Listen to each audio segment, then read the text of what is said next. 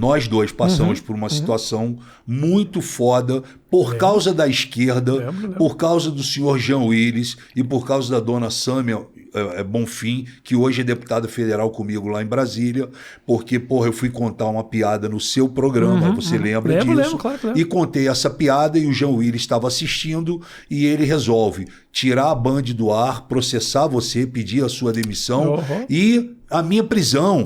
Eu acho, sim, eu lembro Você disso. lembra desse Claro episódio? que lembro, claro e esse que lembro, episódio marcou muito, porque durante muito tempo eu fiquei marcado como estuprador. O Frota é estuprador, o Frota Por causa dessa história? Por causa dessa história. Porque eles quiseram falar que, porra, aquela história fictícia que eu te contei,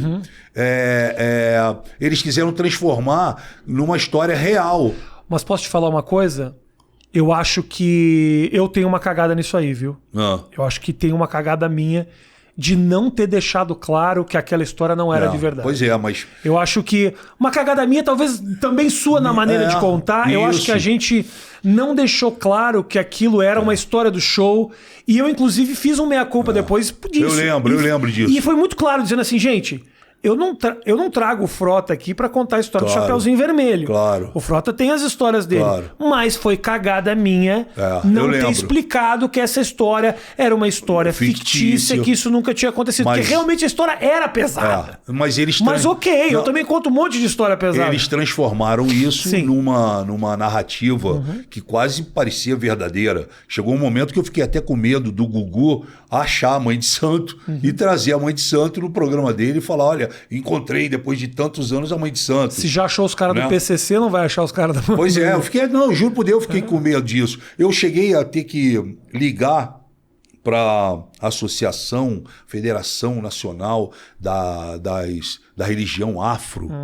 E, Rafinha, eu achei o presidente... Era uma história, só para resumir rapidamente, era basicamente uma história que o Frota contava no show, em que ele transava com uma mãe de santo, a mãe de santo apagava no meio da transa, era um negócio... Era uma história... Era uma história fictícia, mas era uma história pesada. Né? E aí, o que aconteceu? Eu liguei um dia para essa federação e o presidente que atendeu, o cara falou, eu sabia que você ia me ligar um dia. E aí eu expliquei toda a história para ele. Você acredita que eu fui me desculpar?